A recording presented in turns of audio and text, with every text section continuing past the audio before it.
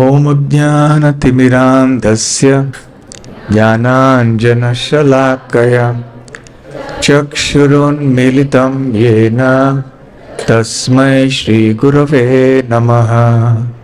श्रीचैतन्यमनोभीष्टं स्थापितं येन भूतले स्वयं रूप कदा मह्यं ददाति स्वपदान्तिकम्। वन्देऽहं श्रीगुरो श्रीयुतपदकमलं श्रीगुरून् वैष्णवांश्च श्रीरूपं साग्रजातं सहगणरघुनाथान्वितं तं सजीवं साद्वैतं सावधूतं परिजनसहितं कृष्णचैतन्यदेवं श्रीराधाकृष्णपादान् सहगणललिता श्रीविशाखान्वितांश्च। नमो ॐ विष्णुपादाय कृष्णप्रेष्ठाय भूतले श्रीमते भक्तिवेदान्त स्वामिनिति नामिने। नमस्ते सारस्वते देवे गौरवाणी प्रचारिणे निर्विशेष शून्यवादी पाश्चात्यदेशतारिणे।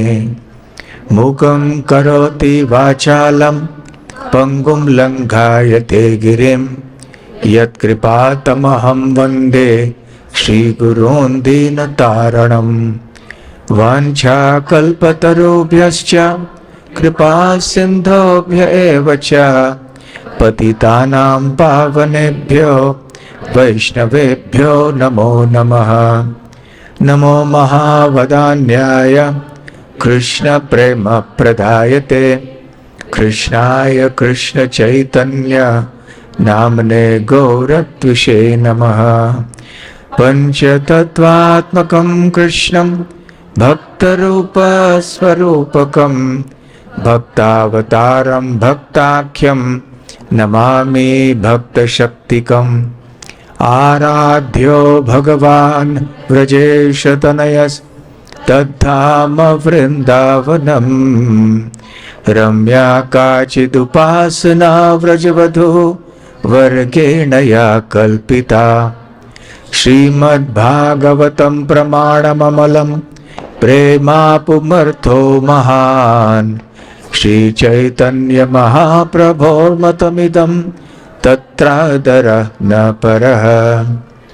हे कृष्ण करुणा सिन्धो दीनबन्धो जगत्पते गोपेश गोपिका कान्त राधाकान्त नमोस्तुते।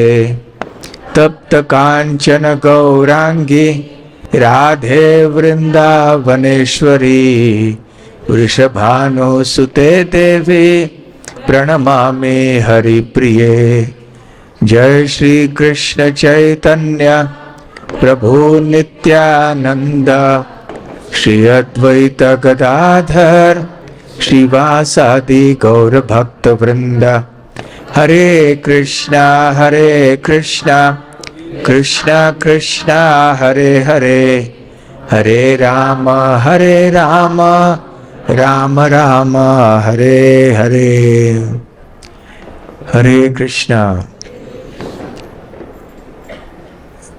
श्री कृष्ण जन्माष्टमी के पावन पर्व पर आप सबका श्री राधा गोकुल आनंद मंदिर में हार्दिक स्वागत है। आशा करते हैं कि अब तक जितने भी कार्यक्रम हुए यहाँ पर उनके द्वारा आपको दिव्य आनंद की प्राप्ति हुई होगी। सब जगह अब लोग खुशियाँ मना रहे हैं, पटाखे फोड़ रहे हैं। शायद बाहर कहीं लोग भगवान के जन्मदिन के खुशी में, आशा कर तो ये होगा कोई क्रिकेट मैच वगैरह तो नहीं है ना, तो भगवान के लिए है ना। आजकल कहना मुश्किल है, हर चीज़ पे पटाखे फोड़ने लगते हैं लोग। तो यदि भगवान के लिए फोड़ रहे हैं तो ठीक है। वैसे इससे अच्छा ये होता है कि वो भगवान का नाम ले, कीर्तन कर ले, भगवान के भक्तों के संग में आके भगवान का गुणगान करे। ये सबसे श्रेष्ठ तरीका है भगवान का जन्मदिन मनाने के लिए। भगवान का जन्म और भगवान के कर्म ये दिव्य होते हैं, और जो व्यक्ति भगवान के दिव्य जन्म और दिव्य कर्मों के बारे में श्रद्धा से भक्तों के संग में आकर श्रवण करता है, उसके हृदय में भगवान कृष्ण के प्रति प्रेम सहज ही उत्पन्न हो जाता है। ये कोई कठिनाई की बात नहीं है। हर चीज का मूल्य होता है। तो यदि हमें भगवत प्रेम प्राप्त करना है, कृष्ण भक्ति प्राप्त करनी है, तो हमें श्रद्धा की आवश्यकता है और भक्तों के संग में रहने की आवश्यकता है। यदि भक्तों के संग में हम बड़े भक्ति भाव से, श्रद्धा से रहे, विनम्रता से अन्य भक्तों के साथ में अच्छे संबंध बनाए रखे, तो निश्चित ही शीघ्र ही हमारी प्रगति भक्ति में होती रहेगी। जब भगवान की कथाएं हम सुनते हैं तो मन बहुत ही प्रसन्न होता है। निवृत्त तर्षैरुपगीयमानात् भवौषधा श्रोत्र मनोभिरामात् क उत्तम श्लोक गुणानुवादात् पुमान विरज्येत विना पशुघ्नात्।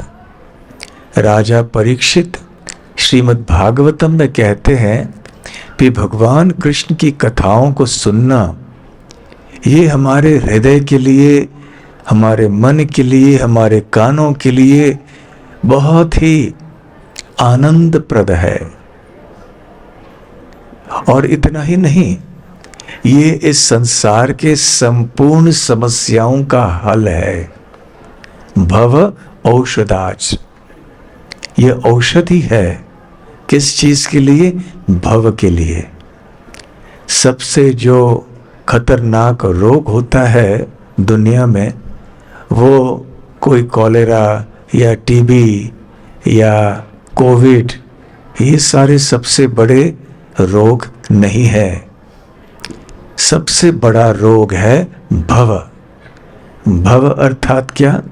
बारंबार इस भौतिक जगत में, इस संसार में जन्म लेना, फिर धीरे धीरे से आयु बढ़ते बढ़ते बुढ़ापा होना, फिर मृत्यु को पाना, फिर पुनर्जन्म लेना, फिर से वही चक्र। इस चक्र को कहते हैं संसार। तो संसार चक्र में अटक के रहना, यही मूल व्याधि है, मूल रोग है। क्यों? क्योंकि इसके कारण हमें एक के बाद एक भौतिक शरीर धारण करने पड़ते हैं, और ये भौतिक शरीर ही हमारे सारे कष्टों का, हमारे दुखों का मूल कारण है। इसका अर्थ ये नहीं कि हमने इस भौतिक शरीर को आत्महत्या करके नष्ट कर दिया तो अभी हम कष्टों से मुक्त हो जाएंगे, ऐसा नहीं है। बल्कि आत्महत्या भी पाप है, इसलिए उसका फल भी भुगतने के लिए हमें और जन्म लेने पड़ेंगे। तो जैसे हम कार्य करते हैं, जैसे करनी वैसे भरनी, हमें एक के बाद एक तरह तरह के शरीर प्राप्त हो जाते हैं, जिनमें हम पूर्वकृत कर्मों के फल भुगतते हैं, चाहे वो सुख हो या दुख हो। अच्छे कर्मों के फल सुख के रूप में पाए जाते हैं, पाप कर्मों का फल दुख के रूप में आता है, कष्ट के रूप में आता है। इस प्रकार से ये निरंतर ये चक्र चलता है। और वास्तव में जो व्यक्ति आनंद चाहता है, सुख चाहता है, दुख और कष्टों से सदैव मुक्त होना चाहता है, उसे इस भवरोग से मुक्त होना चाहिए। भवरोग के लिए एक ऐसी दवाई या औषधि चाहिए।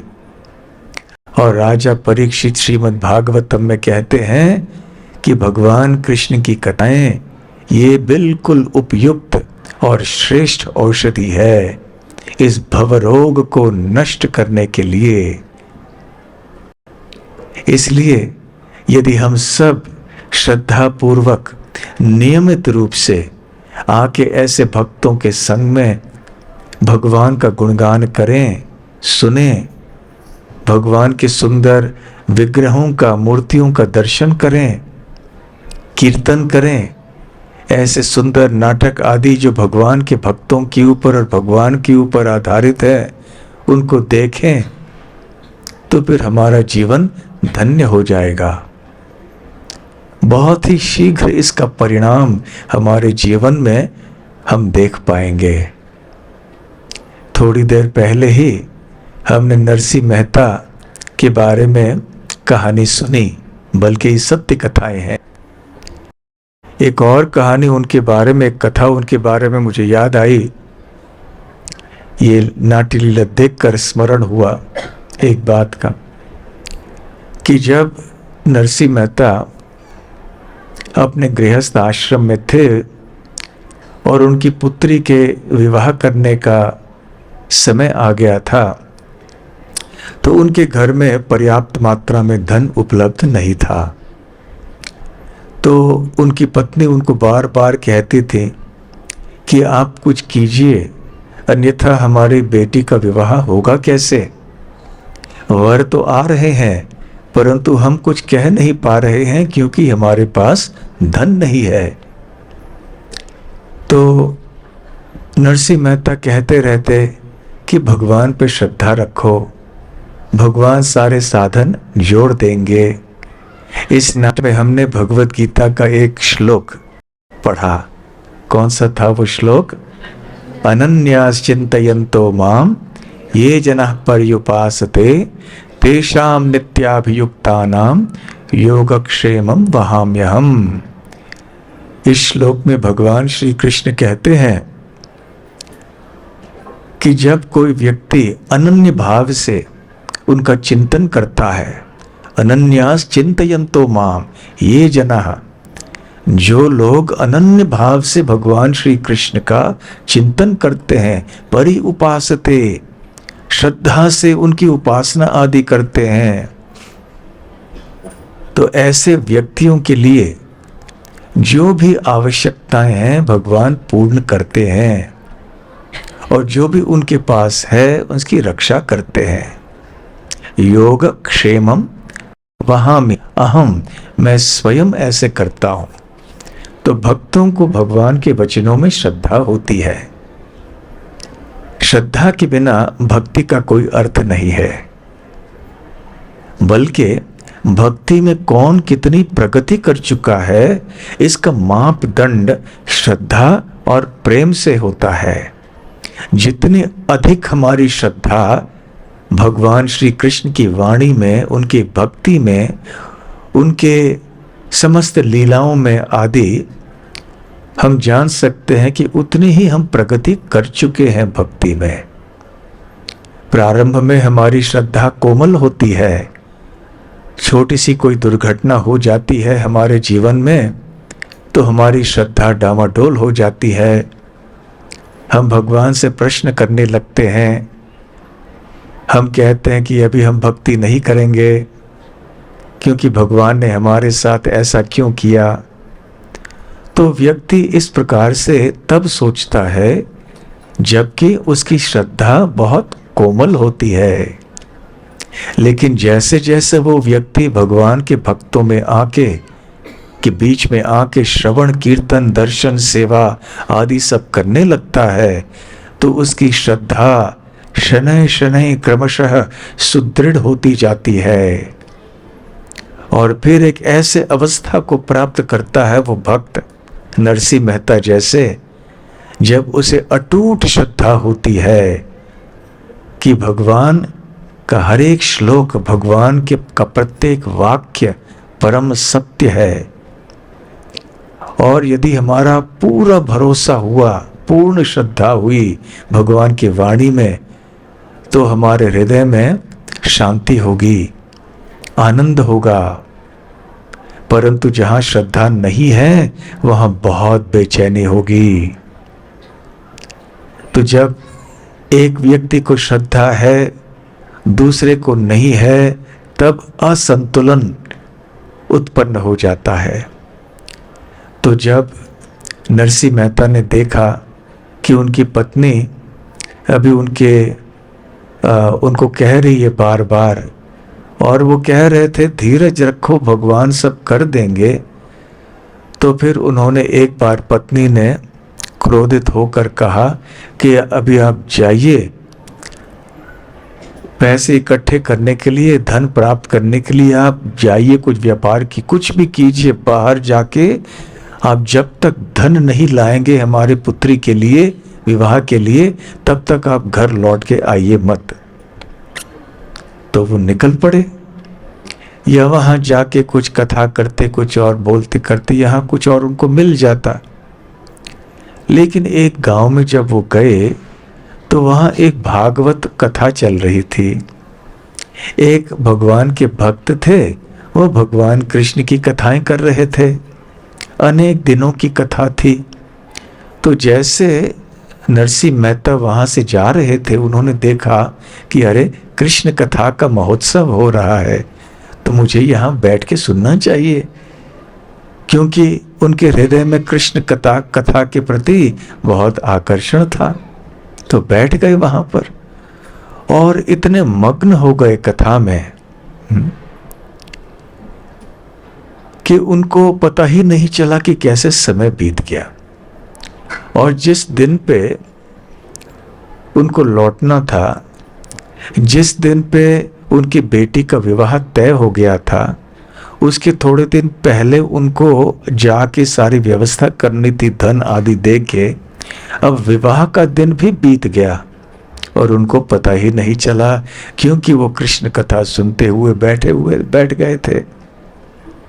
फिर अचानक कथा जब समाप्त हो गई, जितने भी दिन की हुई होगी वो कथा, तो अचानक उनको स्मरण हुआ, अरे मेरे पुत्री का विवाह होना था, मैं तो भूल ही गया। तो जल्दी से वापस गए और जैसे ही गांव में प्रवेश किया तो सारे लोग कहने लगे, अरे नरसिंह मेहता, आपके बेटी का विवाह कितने ठाट से हो गया, कितना बढ़िया हो गया। आज तक हमारे गांव में ऐसा विवाह हमने नहीं देखा है। कितनी अच्छी व्यवस्था आपने की, इतना धन आपने एकत्र किया। और नरसिंह मेहता सोच रहे थे चुपचाप, ये लोग क्या कह रहे हैं, मैंने एक पैसा भी एकत्र नहीं किया, ये सब कैसे हो गया। और जाके देखते हैं तो क्या उनकी पत्नी भी बहुत प्रसन्न है कि सब कुछ धूमधाम से हो गया। स्वयं भगवान आए थे, तो भगवान ने उनका भी रूप शायद धारण करके सब कुछ सारी व्यवस्था कर ली थी। तो इस प्रकार से नरसिंह मेहता संतुष्ट हो गए, उनके परिवार के सदस्य भी संतुष्ट हो गए, उनके जो कर्तव्य थे वो पूर्ण हो गए। परंतु 2 शब्द चेतावनी के देना भी आवश्यक रहेगा। ऐसे महान भक्तों के पद चिन्हों में हमें चलना चाहिए, परंतु इनकी नकल नहीं करनी चाहिए। कल आपके पुत्री का विवाह होना है तो नरसिंह मेहता जैसे घर बैठ के केवल भजन नहीं करिए, आपको जाके कुछ नौकरी करनी होगी, व्यवसाय करना होगा, कुछ तो धन की व्यवस्था करनी होगी आपके पुत्री या पुत्र के भी विवाह के लिए।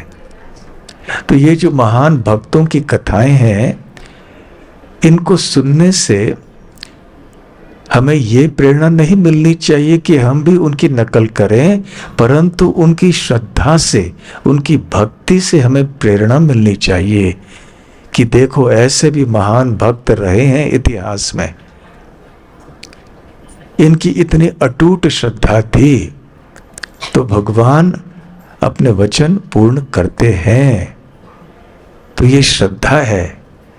इस प्रकार से नरसिंह मेहता ने अपने कर्तव्य पूरे कर दिए और हम सबको दिखलाया इस दुनिया में कि कैसे भक्त वैसे कुछ मांगता नहीं है भगवान से।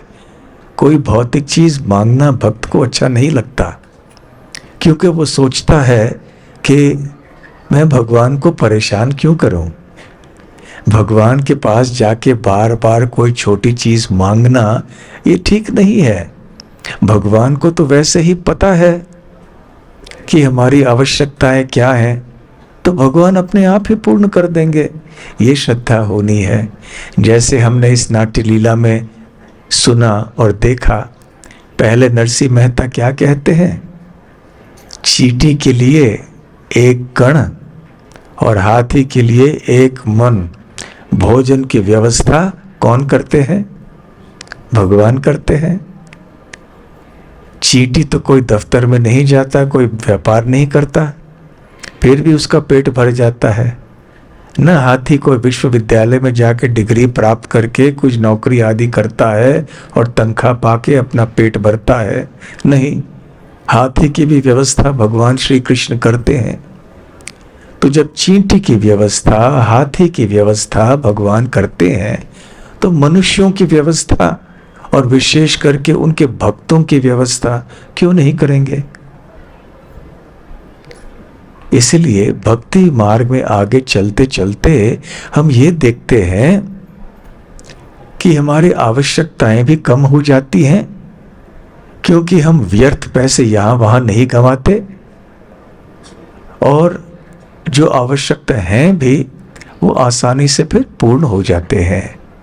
कठिनाइयां आती भी हैं, चुनौतियां जीवन में आती हैं और आएंगी। भक्तों की जीवन में भी बहुत कठिनाइयां समय समय पर आती हैं, बड़े बड़े भक्तों के जीवन में भी। परंतु यदि हम सरल जीवन जीने के लिए तैयार हो जाते हैं, ठाठ का जीवन यदि हमें नहीं चाहिए, दिखावे का जीवन हमें नहीं चाहिए, तो फिर हमारा जीवन सुखी रहेगा।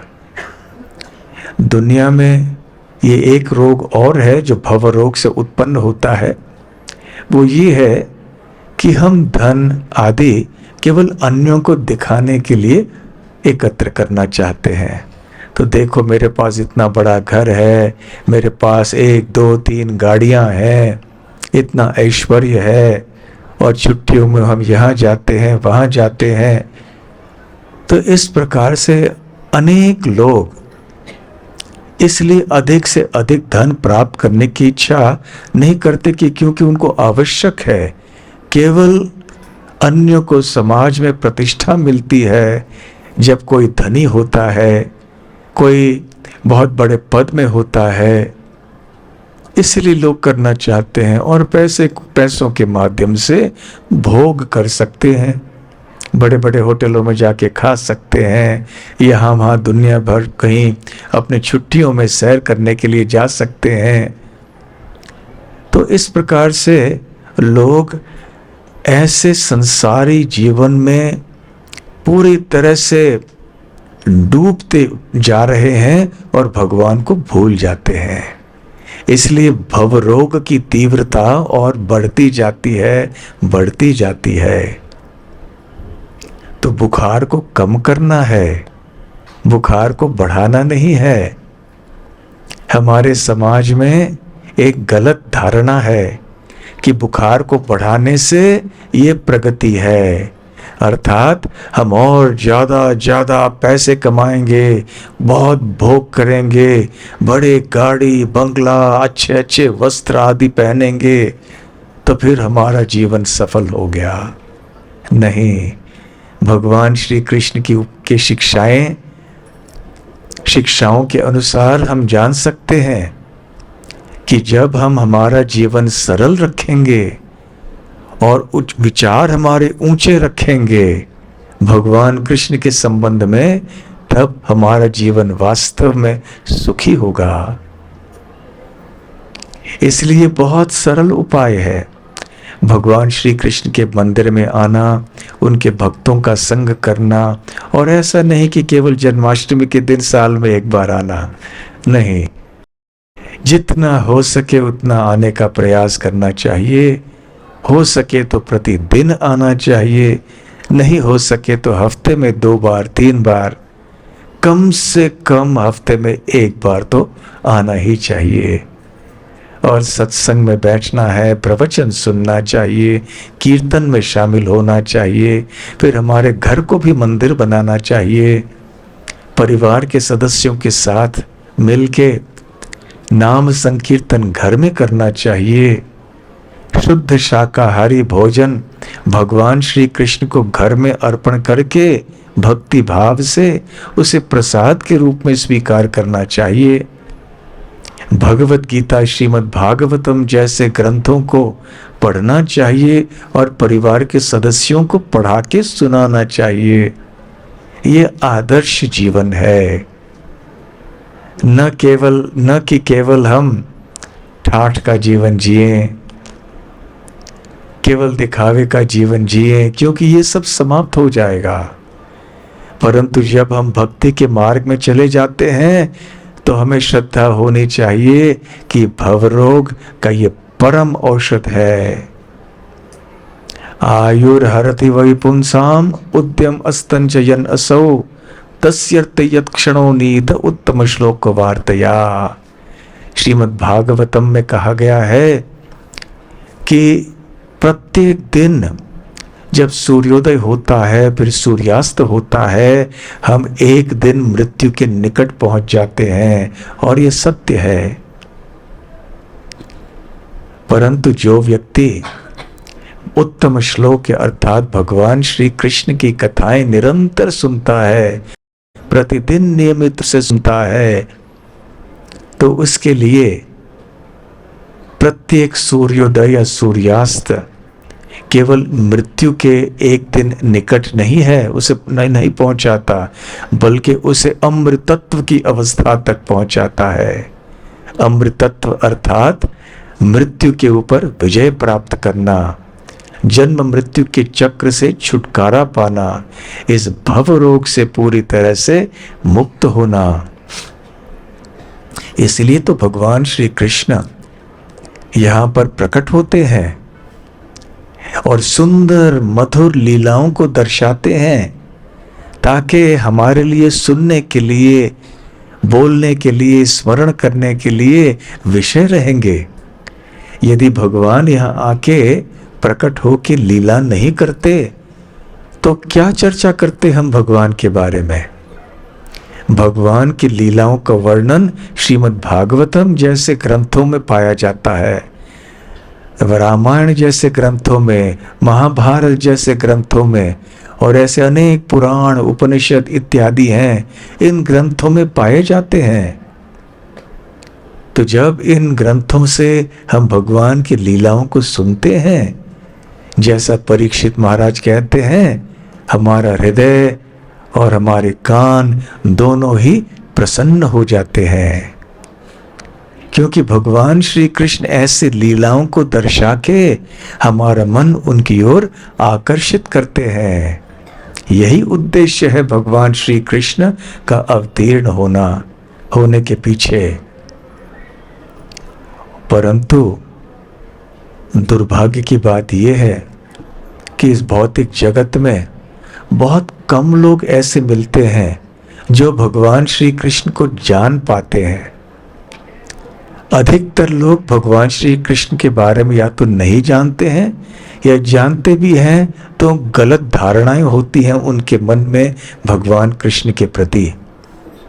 यहाँ तक कि सृष्टिकर्ता ब्रह्मा जी, जो इतने महान व्यक्ति हैं, इतने बुद्धिमान हैं, वो भी कभी कभी भगवान कृष्ण को समझ नहीं पाते हैं। एक बार ऐसे वृंदावन में एक लीला हुई, जब भगवान श्री कृष्ण 5 साल के थे और वो अपने ग्वाल बाल मित्रों के साथ गायों को चराने के लिए वन में गए थे, और उन्होंने अघासुर का वध किया था। अघासुर एक भयंकर असुर था, जिसने एक बहुत भीषण और बड़े सांप का रूप स्वीकार किया था। तो श्री कृष्ण ने अपने भक्तों की, अपने मित्रों की रक्षा की और उस असुर का वध कर दिया। अब शुकदेव गोस्वामी राजा परीक्षित से कहते हैं कि हे राजन, जब ये घटना हुई, अघासुर का वध, उस समय श्री कृष्ण और उनके मित्र 5 साल के थे। परंतु जब उन्होंने वृंदावन के निवासियों को बताया कि ये अघासुर के वध की घटना हुई है, वो 1 साल बाद हुआ। और इतना ही नहीं, जब 1 साल बाद में उन्होंने बताया इस घटना के बारे में, तो उन्होंने ये कहा कि ये घटना आज हुई है, जबकि वो 1 साल पहले हो चुकी थी। तो स्वाभाविक रूप से राजा परीक्षित प्रश्न पूछते हैं शुकदेव गोस्वामी से कि जब घटना 1 साल पहले हो गई, तो फिर ग्वाल बाल ऐसे क्यों कह रहे थे कि ये घटना आज हो गई? फिर शुकदेव गोस्वामी बड़े आनंद से एक बहुत ही महत्वपूर्ण और सुंदर लीला का वर्णन करते हैं, जो कि ब्रह्म विमोहन लीला के नाम से भक्तों के बीच में प्रसिद्ध है। तो हुआ ये कि भगवान श्री कृष्ण अपने ग्वाल बाल मित्रों के साथ यमुना के तट पे बैठ के भोजन ले रहे थे। उनकी माताओं ने सब अपने अपने डब्बे भेजे थे प्रसाद के लिए, भोजन के लिए। तो सारे बच्चों ने अपने अपने डब्बे खोल दिए और एक दूसरे को खिला रहे थे। देखो मेरी माँ ने ये भोजन लाया है, आपकी माँ ने क्या, मुझे खिलाओ। तो एक दूसरे को खिलाते खिलाते स्वयं भी खाते खाते, ऐसे जैसे बच्चे बैठ के खाते हैं वैसे खा रहे थे। और वही भगवान कृष्ण, जो कि विष्णु के रूप में यज्ञ भुक है, यज्ञों में जो अग्नि है उसमें अर्पण किए जाने वाले आहुतियों को स्वीकार करते हैं, आज वही विष्णु, वही श्री कृष्ण अब क्या खा रहे हैं? जमीन पे बैठे हैं, साधारण गांव के बच्चों के साथ में बैठे हैं, और उनके एक हाथ में क्या है? दही चावल और थोड़े फल के टुकड़े हैं साथ में, और ये खा रहे हैं। मर्यादा के पालन भी शायद नहीं कर रहे हैं, बाएं हाथ दाएं हाथ जैसे बच्चे खाते हैं, खा रहे थे, बड़े आनंद से खा रहे हैं। और इतना ही नहीं, जब वो छाछ पी रहे थे तो किसी ने आके भगवान श्री कृष्ण ने उस मित्र से कहा कि क्या है मुंह में? बोल नहीं सकता था क्योंकि भरा था मुंह छाछ से। तो भगवान श्री कृष्ण ने ऐसे करके कर दिया तो वो बाहर निकल आया, तो सारे बच्चे सब हंसने लगे। तो ऐसी लीलाएं हो रही थी। अब ऊपर से सृष्टिकर्ता ब्रह्मा जी देख रहे हैं, एन रे क्या हो गया? हाँ, यदि ये वास्तव में भगवान है तो इस तरह का कुत्सित अन्न क्यों खाएंगे? उनको तो बड़ा ऐश्वर्यशाली भोजन खाना चाहिए। क्या ये वास्तव में वही भगवान है? तो देखते हैं, परीक्षा करते हैं इनकी कि वास्तव में वही है या नहीं, इनकी क्या शक्ति है, क्या योग शक्ति इनकी है, जरा देख लेते हैं। मैं भी इनकी परीक्षा लेता हूं और मेरे योग शक्ति का भी प्रदर्शन करता हूं। तो ब्रह्मा जी वहां पर आए। उनको क्या पता उस समय कि क्या होने वाला है। इस लीला के बाद में ब्रह्मा जी को पता चला कि श्री कृष्ण एक सूर्य के समान है और वो स्वयं अर्थात ब्रह्मा जी एक छोटे से जुगनू के बराबर भी नहीं है। तो ब्रह्मा जी ने देखा कि श्री कृष्ण अपने ग्वाल बाल मित्रों के साथ में वहां बैठ के आनंद से भोजन ग्रहण कर रहे हैं, और उनके जो बछड़े आदि थे यहाँ वहां चरते चरते कहीं दूर चले गए थे, और ग्वाल बालों को दिखाई नहीं पड़ रहा था कि उनके बछड़े कहाँ चले गए। तो बच्चे घबरा गए और श्री कृष्ण से कहने लगे कि हमें हमारी रक्षा कीजिए, यदि हमारे गाय यदि खो गए, गायब हो गए तो कितना नुकसान होगा। तो श्री कृष्ण ने अपने मित्रों से कहा, बिल्कुल चिंता नहीं करो मेरे मित्र, आप आराम से बैठ के भोजन पाओ, मैं जाके देख के आता हूं। तो भगवान श्री कृष्ण यहाँ वहां वन में गए देखने के लिए कि बछड़े कहाँ गए हुए हैं। उधर ब्रह्मा जी आए और उन्होंने अपनी योग शक्ति का प्रदर्शन किया और जितने भी ग्वाल बाल थे और जितने भी बछड़े थे जो अलग अलग स्थानों में थे, उनको अपनी योग शक्ति से उठाकर एक गुफे में बंद कर दिया और उनको सुला दिया उधर। तो जब श्री कृष्ण लौट के आए तो उन्होंने देखा कि अरे बछड़े भी नहीं हैं और मेरे मित्र भी नहीं हैं, कहाँ गए? श्री कृष्ण तो अंतर्यामी हैं, सर्वज्ञ हैं, उनको तो सब कुछ पता है। फिर उनको पता चले अरे हाँ, ये ब्रह्मा जी का कार्य है। तो श्री कृष्ण ने सोचा ठीक है, यदि ब्रह्मा जी मेरे योग शक्ति का एक छोटा सा प्रदर्शन देखना चाहते हैं, लेश मात्र प्रदर्शन, तो वही सही। ब्रह्मा जी भी मेरे भक्त हैं, वो भी मेरे प्रतिनिधि हैं, इस ब्रह्मांड के भीतर बहुत महत्वपूर्ण सेवा करते हैं। तो श्री कृष्ण ने क्या किया?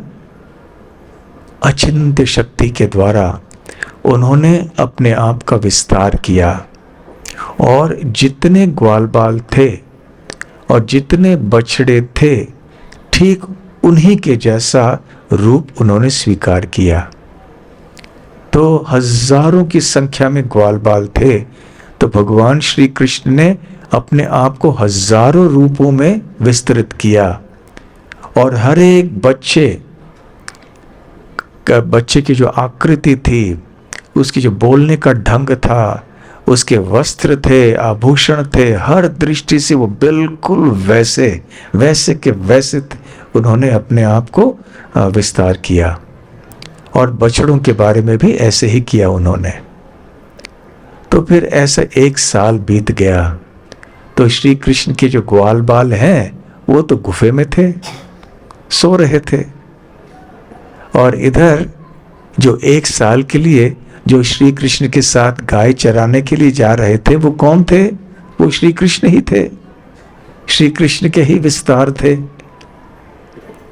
अब और एक बहुत महत्वपूर्ण बात हमारे वैष्णव आचार्यों ने बताई है इस संबंध में, वो ये है कि जिस प्रकार से रावण ने कभी सीता देवी का स्पर्श नहीं किया, जिस सीता देवी का अपहरण उन्होंने किया वो माया शक्ति है। इसका स्पष्टीकरण श्री चैतन्य महाप्रभु ने चैतन्य चरितामृत में दिया है। क्योंकि जो असुरी प्रवृत्ति के लोग होते हैं वो आध्यात्मिक शक्ति का स्पर्श नहीं कर सकते। सीता देवी कोई भौतिक महिला नहीं है, वो तो भगवान की शक्ति है, आध्यात्मिक शक्ति। इसलिए रावण का कोई अधिकार नहीं है। ठीक उसी प्रकार से ये सारे ग्वाल बाल आदि हैं जो वृंदावन के निवासी हैं, ये कोई साधारण बच्चे नहीं हैं, ये भी श्री कृष्ण के विस्तार हैं और ये भी आध्यात्मिक शक्ति से बने हुए हैं। इसलिए ब्रह्मा जी ने वास्तव में इनको नहीं चुराया, उनके माया रूप को चुराया। तो इस प्रकार से ग्वाल बाल और बछड़े 3 दल 3 वर्ग हो गए। एक जो माया के रूप थे जिनको कि श्री ब्रह्मा जी ने एक गुफे में छुपाया, दूसरे जो असली जो बच्चे थे जो भगवान की योग माया शक्ति में कहीं उन्होंने रख दिया, और तीसरे थे भगवान के विस्तार। जब ब्रह्मा जी का 1 मिनट समाप्त हो गया उनके लोक में और यहाँ 1 वर्ष बीत चुका था, तो ब्रह्मा जी देखना चाहते थे कि अभी मजा क्या है, देखते हैं कि श्री कृष्ण ने क्या किया होगा।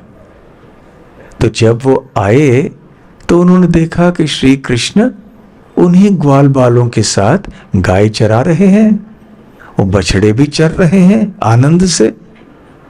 तो उन्होंने सोचा कि ऐसे कैसे हो सकता है, इनको तो मैंने मेरी योग शक्ति के द्वारा गुफे में बंद कर दिया था।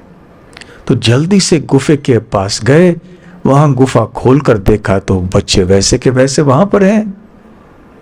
तो ब्रह्मा जी के 4 सर हैं, चारों सर चकराने लगे कि अरे ये कैसे हो गया, ये असली बच्चे हैं या वो असली बच्चे हैं।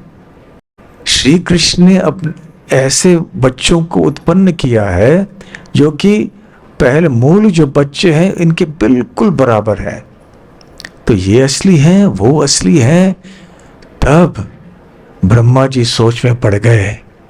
उस समय श्री कृष्ण ने क्या किया, वो जो उन्होंने अपने आप को जो विस्तार किया था बच्चों के रूप में, बछड़ों के रूप में, उन्होंने अपना भगवत स्वरूप दिखाया। तो जितने भी ग्वाल बाल थे, जितने भी बछड़े थे, वो उन्होंने अपना रूप चतुर्भुज नारायण का प्रदर्शित करके दिखाया।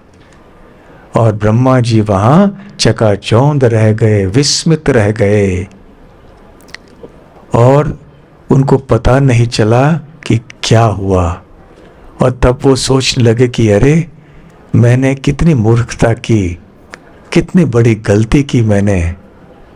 तो उन्होंने फिर भगवान श्री कृष्ण के चरण कमलों में प्रणाम किया, क्षमा याचना की, और एक संपूर्ण अध्याय तक में उन्होंने स्तुति की भगवान श्री कृष्ण की। इस प्रकार से जब सृष्टि के सबसे श्रेष्ठ जीव ब्रह्मा जी भी ऐसे कभी कभी भ्रमित हो जाते हैं कृष्ण के संबंध में, तो फिर यहां पृथ्वी लोक के साधारण व्यक्तियों की बात ही तो दूर है। फिर भी भगवान और उनके शुद्ध भक्तों की कृपा ऐसे है कि भले हम ब्रह्मा जी जैसे योग्य न हो, हम बहुत बहुत छोटे हैं ब्रह्मा जी की तुलना में, चींटी के बराबर भी नहीं है ब्रह्मा जी के सामने, फिर भी महान भक्तों की परंपरा में वही अवसर हमें मिल जाता है, चाहे हम बेलगाम में हो या चाहे हम लंदन में हो या कहीं और भी हो, हमें वही अवसर मिलता है भगवान श्री कृष्ण के प्रति शुद्ध प्रेम प्राप्त करने के लिए, जो उस समय ब्रह्मा जी को भी नहीं हुआ था। यदि हमने आके भक्तों के बीच में भगवान की कथाएं सुनी, नाम संकीर्तन किया इत्यादि। श्रील प्रभुपाद जी कहते हैं कि कई लोग ऐसे तर्क करते हैं कि हम भगवत गीता तब मानेंगे जब श्री कृष्ण हमारे सामने आके उपस्थित होके हमें उपदेश देंगे, जैसे कि उन्होंने अर्जुन को किया था। फिर प्रभुपाद जी इसका उत्तर भी देते हैं और वो कहते हैं कि आध्यात्मिक स्तर में भगवान के शारीरिक उपस्थिति में, जिसको वपुः कहते हैं, और उनके वाणी में कोई अंतर नहीं है। और वही वाणी भगवान की जो भगवत गीता की वाणी है, वही हम तक गुरु शिष्य परंपरा के द्वारा पहुंच रही है, यथारूप जैसे है वैसे। तो यदि हमने इस परंपरा से प्राप्त किया हुआ ज्ञान प्राप्त किया, यदि हमने सुना बहुत ध्यान से, श्रद्धा से, और इसका पालन करने का प्रयास किया, तो हमें वही लाभ मिलेगा जो कि अर्जुन को मिला था जबकि श्री कृष्ण साक्षात उपस्थित थे। तो श्री कृष्ण और भगवत गीता के उपदेश में तनिक भी अंतर नहीं है। भगवत गीता भी श्री कृष्ण की वाणी रूप है, साहित्य अवतार है, इसलिए हमारे सामने भगवान हैं। अभी हमें बहाना नहीं बनाना है कोई। भगवान ने कितने रूप लिए हैं हमारे उद्धार के लिए। अर्चा विग्रह का रूप मंदिर में, नाम का रूप, ग्रंथों का रूप, प्रसाद का रूप, और भगवान अपने आप को भक्तों के माध्यम से भी प्रकट करवाते हैं हमारे हृदय में। इसलिए इस भक्ति मार्ग को हमें बहुत गंभीरता से लेना चाहिए और भगवान श्री कृष्ण के जन्मदिन के अवसर पे हमें एक संकल्प बनाना चाहिए कि आज से हम राधा गोकुलानंद मंदिर में नियमित रूप से आएंगे, अधिक से अधिक आएंगे और भक्ति के सिद्धांतों का, भक्ति के नियमों का पालन करके हम भक्ति में प्रगति करेंगे और हमारे जीवन को और हमारे परिवार के सदस्यों के जीवन को सफल बनाएंगे। आप सब यहाँ इतनी देर तक बैठे,